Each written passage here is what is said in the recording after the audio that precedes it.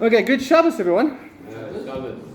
So today is not just only a Shabbos, which of course Shabbos is always special, but today is also Shabbat Mevorchim. Shabbat Mevorchim, of course, we welcome in the new month, the Sabbath before the new moon starts. And we're going to do that in a moment after we've had a little bit of a talk here. We're going to welcome in the month of Adar, number 2, double joy. So there's a lot to think about today as we're welcoming in the month of Adar. We have to increase our joy on Adar. We've already done it for the entire 30 days because now it's a leap year. So we have another 30 days of more increased joy. And we're going to start thinking about Purim and the spirit of Purim and getting in not the spirits, that's on Purim Day, but getting in the spirit of Purim and the redemption of what happened to us. But not only is it Shabbat, and not only is it Shabbat Mevorchim, welcoming Rosh Chodesh Adar, it is also a special Sabbath today called Shabbat Shekalim. Shabbat Shekalim, the Sabbath of the half shekel, which reminds us of what used to happen in temple times, that a month before the 1st of Nisan, which of course is Rosh Chodesh Adar,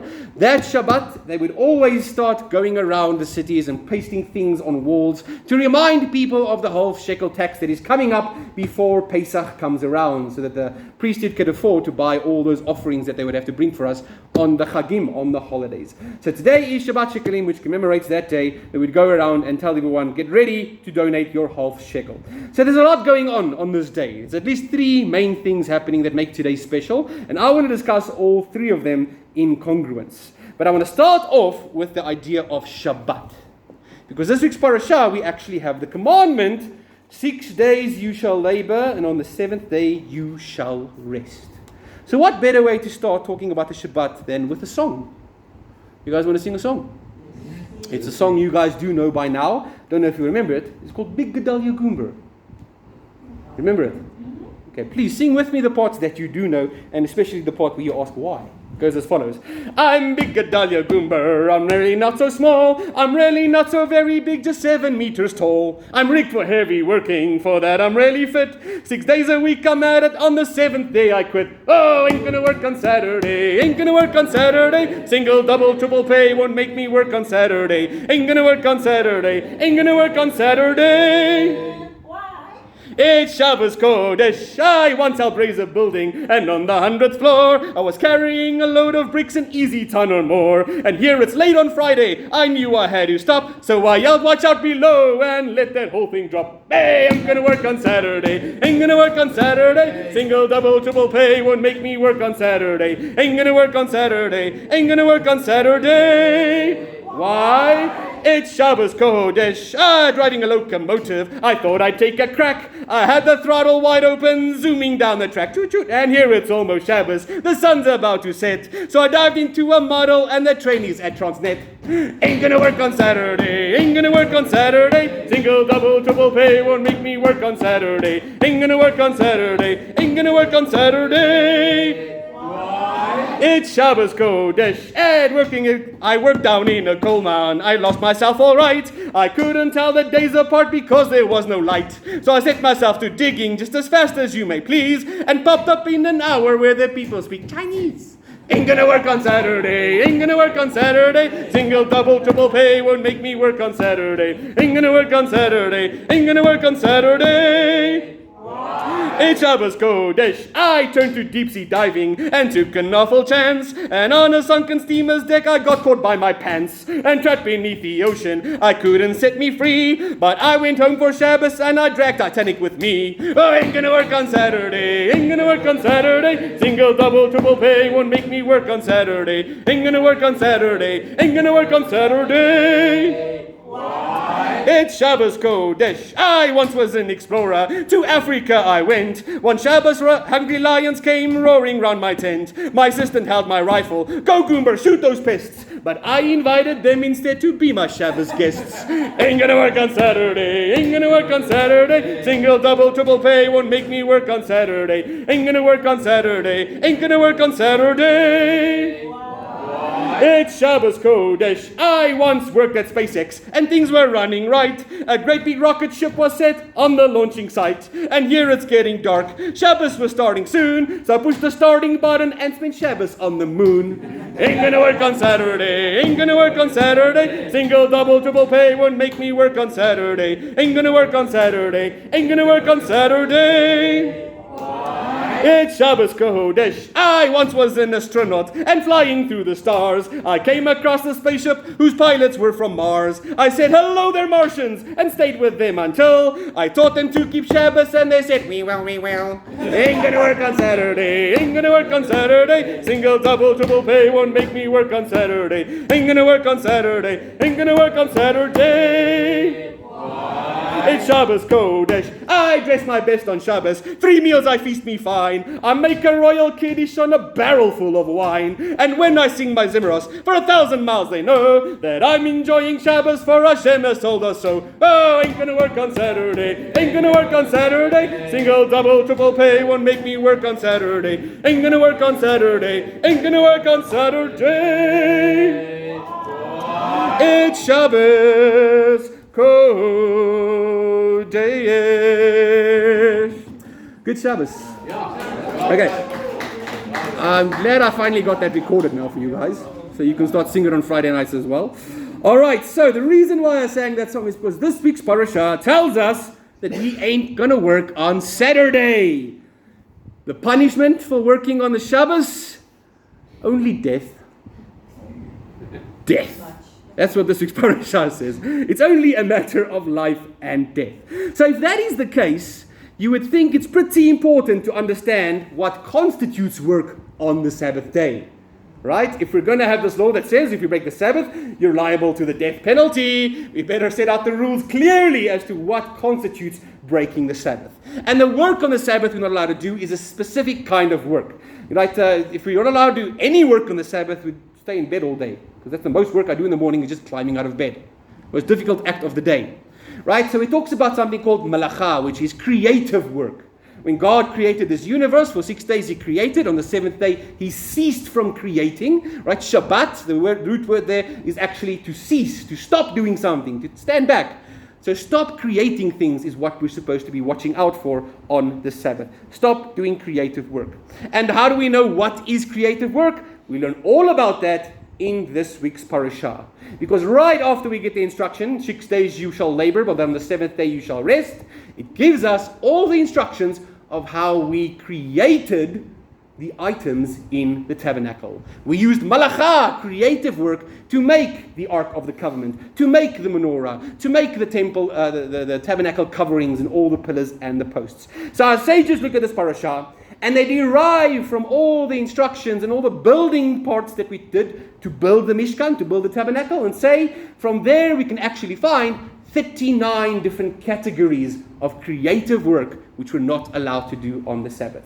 So on the tabernacle we would dye skins so that we can color them beautifully and then hang them on the tabernacle. We're not allowed to dye things on the Sabbath. Your makeup, for example.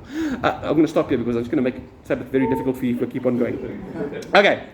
So, by the way, deodorant. You're allowed to put on deodorant on the Sabbath. Please. Only on your body, not on your clothes. We'll get to that some other day. We'll get into studying all 39 of those categories someday in the future. The Lametes prohibitions, the 39 prohibitions of the Sabbath. So Sabbath keeping is some serious stuff in the Torah. Right? If it's life and death, it's a big deal. This is why we keep the Sabbath. But when outsiders look at us keeping the Sabbath, what is the most common thing they say? In history they've always said, those Jews are just lazy. They want a day off from work. That's the main thing that gets raised against us. And in fact, one of the most famous people in history that we're about to encounter very soon said this exact same thing, a guy by the name of Haman. Boo. All right, getting you guys ready for Purim. Haman said this exact same thing about us in the story of Purim. So let me read to you guys what the Talmud tells us about Haman, between his conversation between him and King Achashverosh when he wanted to wipe out the Jews. So this is what Haman says to him. He says to the king Achashverosh, there is a certain nation among your peoples. They are one nation, he said. Their laws are different from all the other nations. I'm quoting here from Tractate Megillah 13b, by the way. They're different from all the other nations. They don't eat our food. They don't marry our women. They do not marry their women to us. And he continues, and, here's the important one, they do not observe the king's laws. For they waste the whole year away avoiding the king's worth with the excuse, I can't work today it's the Sabbath. Or, I can't work today, it's the Passover. In fact, I can't work for 7 days because it's the Passover. Haman says this is what the Jews were like. Lazy, always saying it's a Sabbath, I can't work. Or it's a festival, I can't work. Okay, so that's his accusation against us. Now, Haman continues in the very next verse saying, and it is of no benefit to the king to tolerate them, for they mock your throne. And Haman continued saying, if it pleases the king, let it be written to destroy them, and 10,000 talents of silver I will weigh in the hands of those who take charge of business to bring it into the king's treasuries. So this was the bribe that Haman brought to King Ahasuerus to get rid of all the Jews. 10,000 talents or kikar of silver. 10,000 talents of silver. That was his bribe to wipe out and annihilate the Jewish nation. Okay, now let's continue with the story.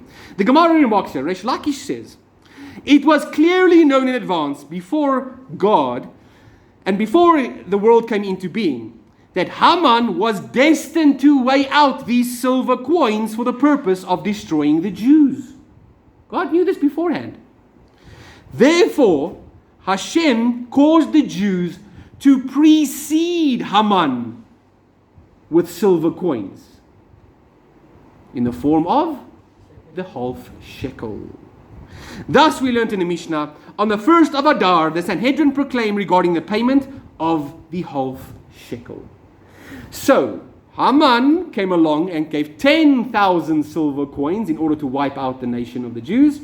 Resh Lakish tells us here, Hashem saw this coming and gave us the commandment that all men over the age of 20 shall donate a half shekel in order to protect us from this. It says here, thus the merit of the Jews' shekalim counteracted the effect of Haman's shekalim. Shekel for shekel, eye for eye, tooth for tooth, measure for measure. Okay, that's interesting. Now, how do we know that those two are exactly connected? Are we just drawing straws here of things that might not really make any sense or have any connection? Listen to this. Further along in the Talmud, on page 16a, it says the following. All right, 16a. So the Tosafos come along and give their commentary on this, specifically on the amount of silver coins. Remember, he gave 10,000 silver coins to King Ahasuerus. So the Tosafos come along and explain that Haman chose the amount specifically because it equals the total amount of half shekels given by one generation of Jews. How many Jewish men over the age of 20 came out of Egypt?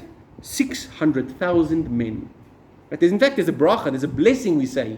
When you see 600,000 Jews in one place, there's a literal blessing you have to say, because it reminds us of the miracle that happened at the Exodus.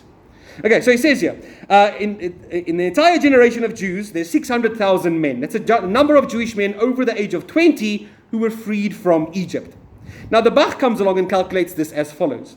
A normal lifespan of a man is how long, according to David?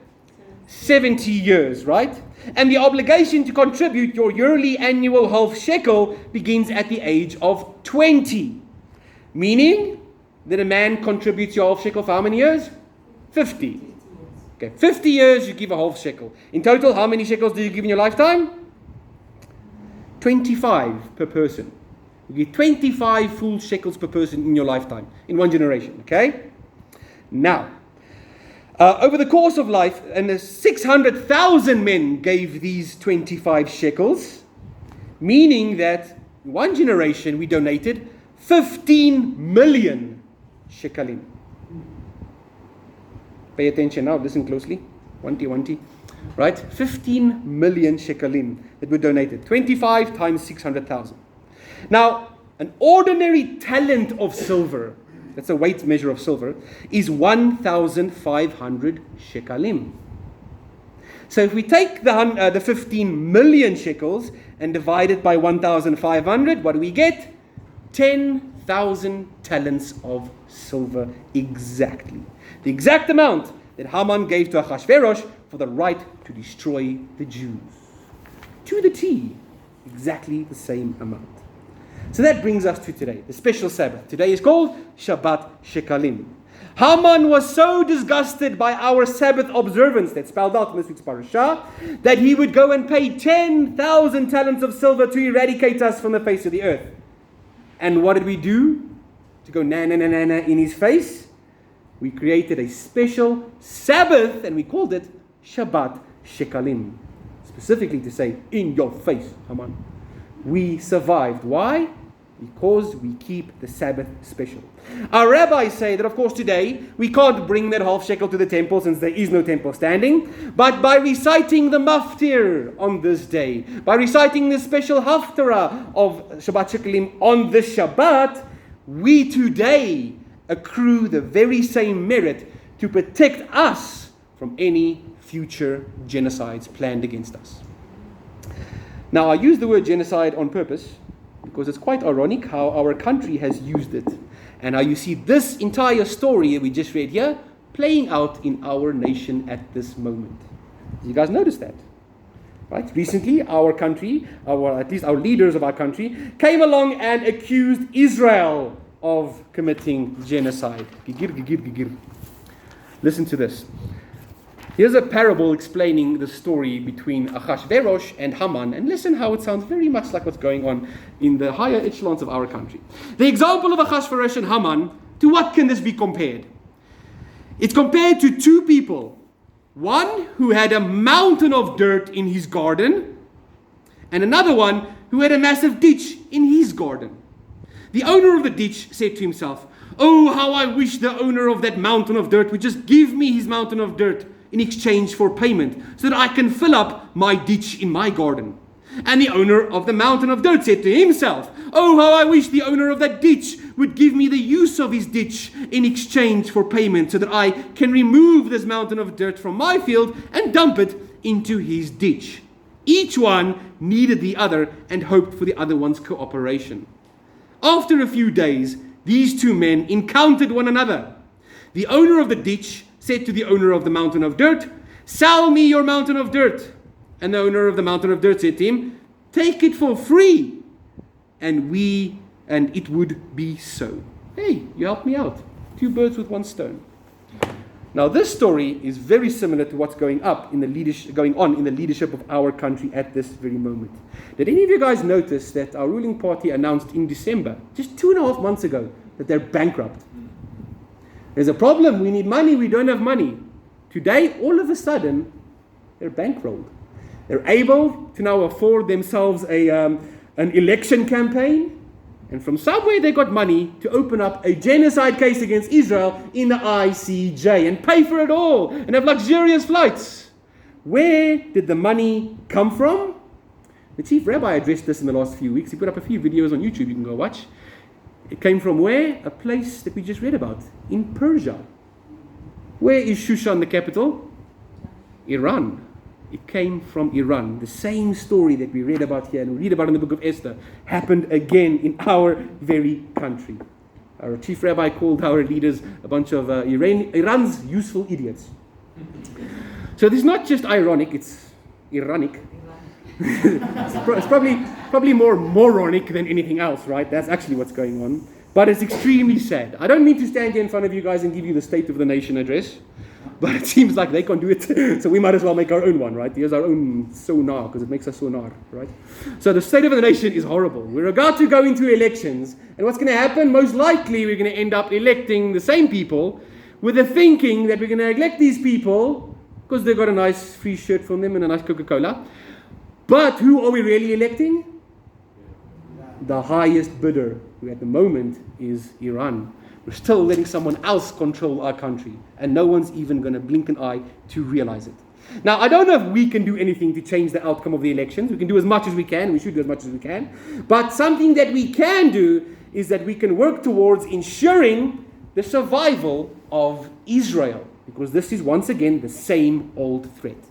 Now, what can we do? What did we just learn? What are we supposed to do to ensure the survival of Israel? Keeping the Shabbat. Keep the Shabbat holy. And remember this special Sabbath every single year. Shabbat shekalim, the Sabbath of the shekel.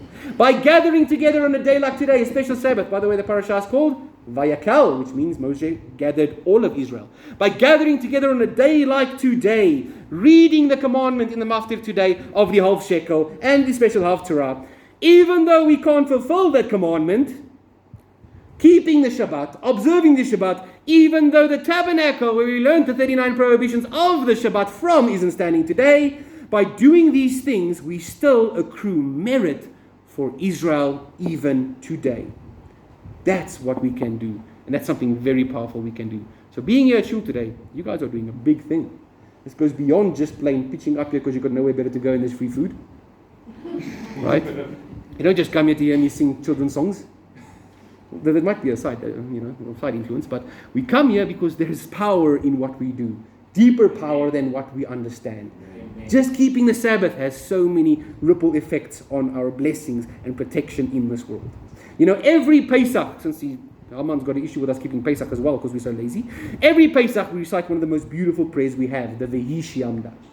V'hishiamda, V'hishiamda, Lavoseinu Velonu. And in the V'hishiamda we say, and it is in this, the Torah and our covenant with Hashem, that has stood for our forefathers and protected them, and stands even for us today to survive, because not just one enemy has risen against us to try and destroy us and wipe us off the face of the earth, but in every generation someone arises to try and destroy us and wipe us off the face of the earth.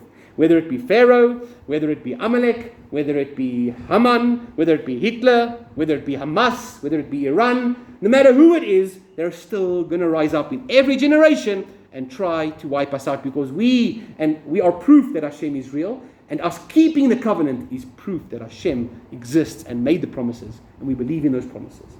So what do we do at the end of that blessing? After we say that in every generation someone arises to try and kill us, we end off by saying, V'akadosh Baruch Hu Matzileinu, Matzileinu Miyadam, which means Hashem always saves us from their hands in every single generation. No matter who the villain is of the story, Hashem always comes and saves us. So that is what we need to do. The threat that we face today isn't new at all. In fact, it's been going on ever since we left Egypt. And now you guys know what to do to counter it. What are we going to do? We ain't going to work on Saturday. Why? It's Shabbos Kodesh. Shabbat Shalom. Shabbat Shalom.